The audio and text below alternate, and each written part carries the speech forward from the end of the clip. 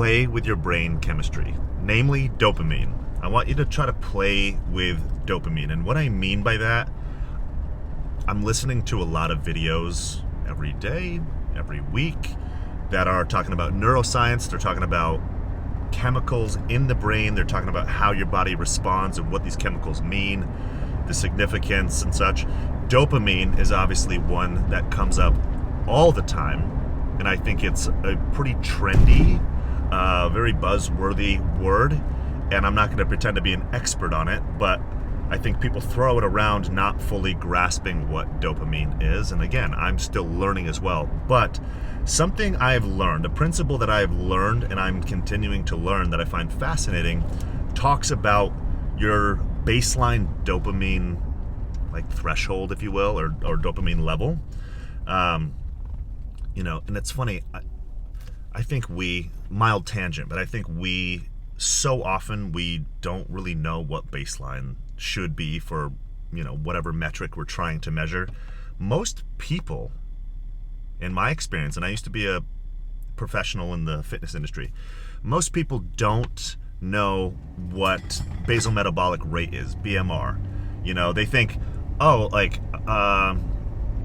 BMI says I'm obese or whatever, and I dismiss BMI. BMI is basically useless as far as I'm concerned, because I used to be a bulked up bodybuilder, and the BMI would say I was obese and I was just really muscular, I was heavy. But anyway, basal metabolic rate, like if you don't know how many calories you're burning at a baseline, then it's going to be hard for you to make any impact on your caloric intake throughout the day and know whether or not you're taking in enough, too much, depending on your goals. So to bring that back to neuroscience and brain chemistry,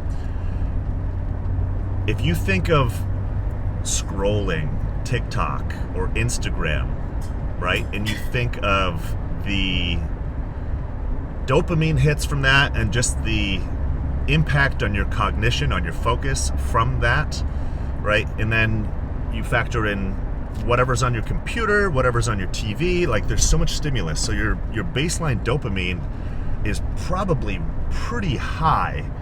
And you're just so used to having all of that stimulus all the time, and because of that, it may make moments without that stuff feel not only boring but frightening in a way.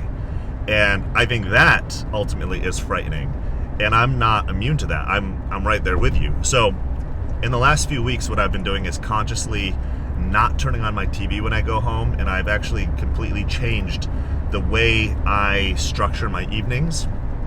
And because I changed the way I structure my evenings, it impacts the way I structure my mornings. And that's kind of where I'm going with this, is there's a domino effect, and I'm loving it. So I made a point to get up earlier, and I'm like an hour earlier than I normally do. And with the work I'm doing right now, if I start my day earlier, I can end my day earlier.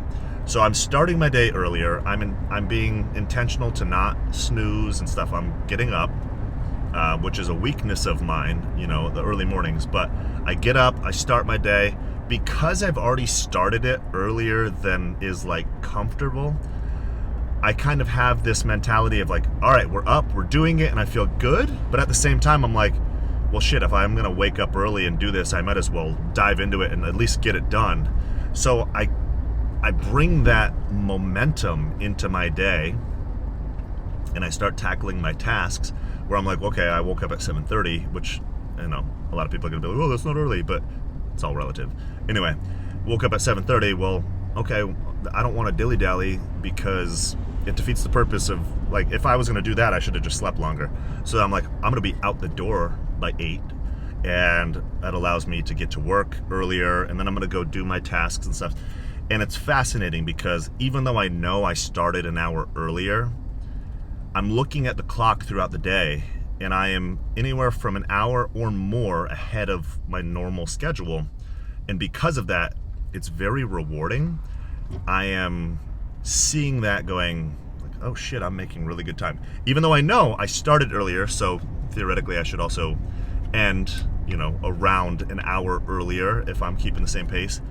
But I think because I am making such good time that I even lean into, you know what? I'm going to finish an hour earlier. You know what? Maybe I can finish 90 minutes earlier. Maybe I can finish 2 hours earlier. And I am like more productive because of that. Now, where does the dopamine, I said play with our brain chemistry. Where does that come in? That comes in. I'm about to hit the gym and I'm over here thinking like, oh, I really want to take a drink, and I forget I can edit this. So yeah. The dopamine part comes in because I hopped in and out of a vehicle today more than 70 times. And the start of my day is a lot of driving without hopping in and out. And during that time, I'm very particular about what I'm consuming. So I have YouTube open and I'm listening to videos on any number of topics. Most of them are pretty productive as far as self-improvement. It could be financial stuff. It could be neuroscience. A few weeks ago, I was geeking out and listening to some videos about, analyzing the older MCU movies and stuff, because for a while I was really into that.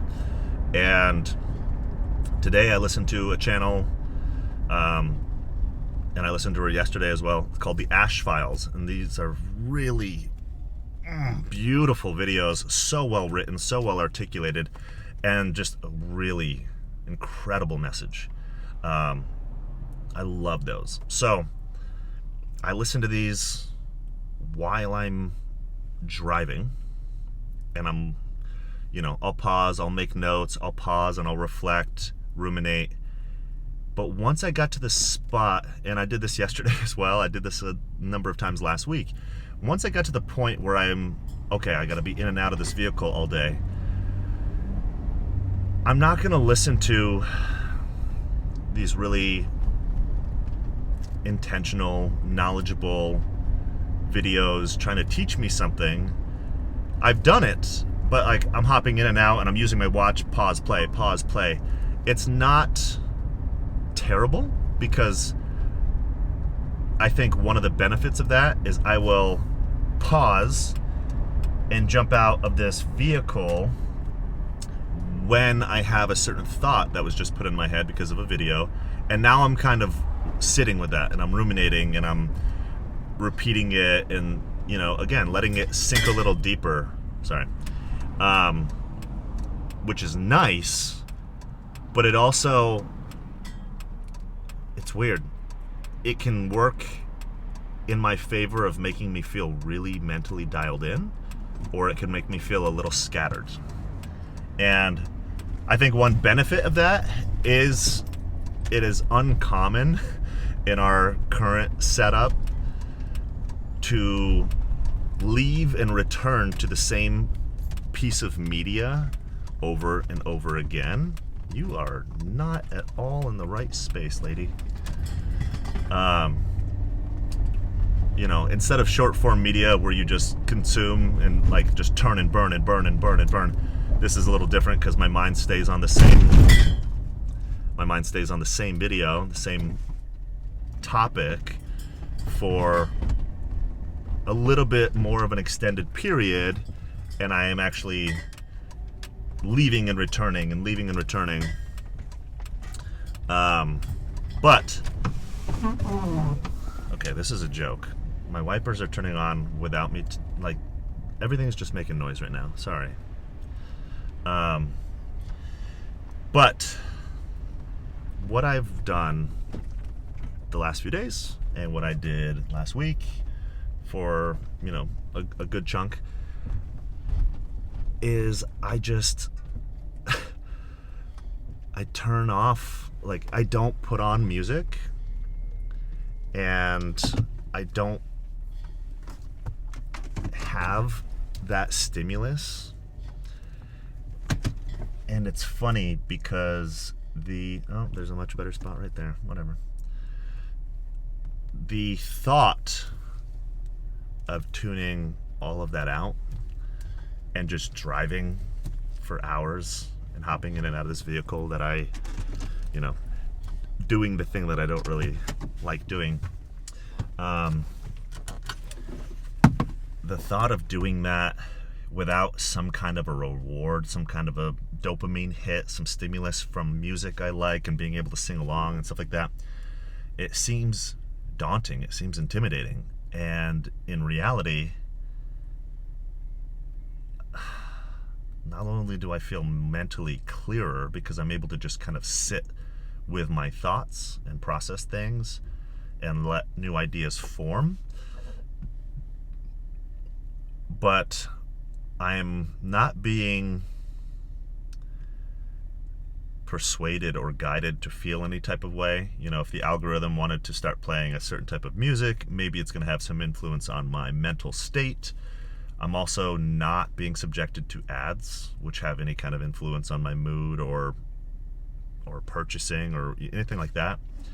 So it's actually taking far greater control of that. But also, it is allowing me to keep my baseline dopamine threshold lower at a more healthy, it feels a lot more healthy level.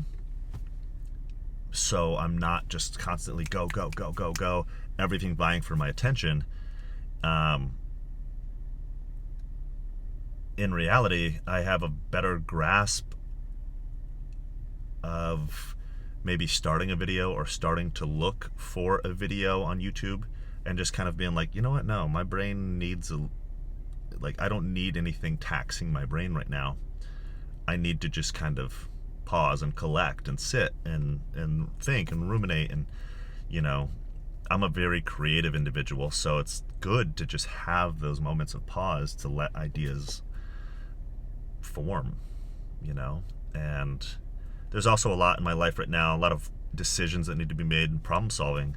So it's good to just sit with that. And yeah, ultimately, I think the two biggest takeaways are, number one, the domino effect. You know, as you make one change for a result, for some kind of a benefit in your life, I think you make one change, but because of that, you make another change, right?